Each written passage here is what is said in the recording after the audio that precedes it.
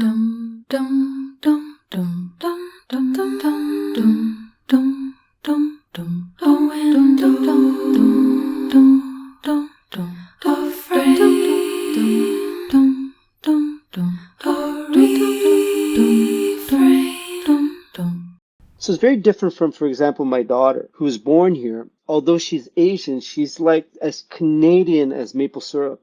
I'll give you an example. Yesterday, her mom and I and her, we were at a Vietnamese restaurant. We're having pho. Asians, when they eat noodles, they have to slurp. That's just what we do. But also, it's a way of saying to the person who made the noodle soup, this is delicious. Thank you very much. If you don't slurp at a traditional Chinese, Korean, or Vietnamese restaurant, if there are traditional Vietnamese, Chinese, or Korean chef in there, they're going to feel bad about themselves. So you slurp your soup, and not only that, it takes on a really important palate quality, because what happens when you slurp is that you breathe air into your palate area and you pick up more sensuousness. And anyways, my daughter looked at me and I was like, what? And she said, I hate it when you do that. I said, do what? And she said, slurp like that. There's people in the restaurant, Dad. I was like, Kiki, hold on a second. First of all, you have never said this to me before. And number two,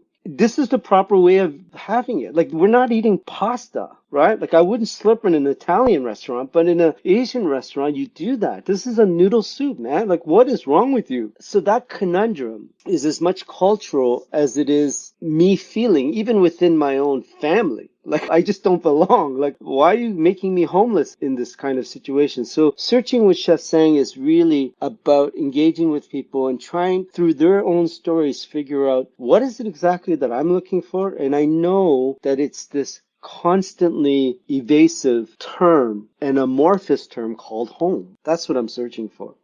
Dum dum dum dum dum dum dum. This idea of making the emotional world similar to the gastrointestinal world. And so to merge those two, and basically what it did, and this is how I think about any kind of magical storytelling, back to the magical realism question, is that it gave me as a writer something really tangible to work with that then held within it something intangible. So the emotional life could be talked about through the cake and through the sandwich and through the vending machines. And it could be talked about through all these, who cooked it and who she's feeling beneath it. But I could express it through the roast beef sandwich.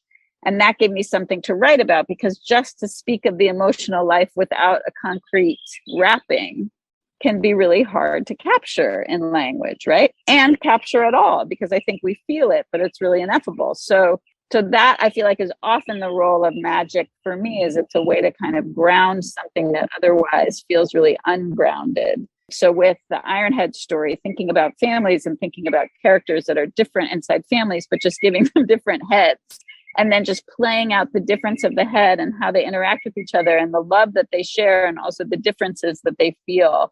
But me never having to say that, because I've just concretized it immediately. And I'm not doing that like intentionally, but I think in the after, I can look at it and see like how I feel like I made my job easier by going towards this tangible thing I can talk about.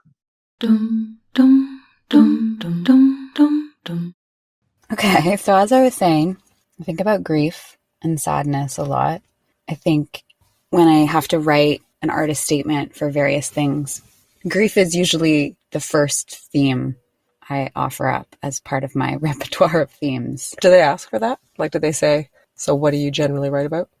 Yeah, like sometimes you're asked to tell your themes, and that's where you go. I was trying to think about this. I was like pre-Violet surgery, so 7 years ago. I feel this particular grief started when we had gotten the news about her heart, that it sort of just changed my world, that, oh, life can be this and now it's this. So life is way more fragile than I thought it was. Mm-hmm. But even before that, I wonder, I think even before that, I was thinking about sadness and grief in my art. Like, I've always been drawn to characters who are sad, but funny, but sad. What do you think? What say you about who I am at my core? Yeah, I don't know. I mean, like, I don't think that you're that different than certainly many characters that exist in literature. Right? I mean, like, there are a lot of characters who are sad and then funny and then sad. I think that we have a proclivity to sadness as human beings at some level because there's lots to be sad about. And we're Irish. And we're Irish. Dum dum dum dum dum dum dum dum dum dum dum dum dum dum.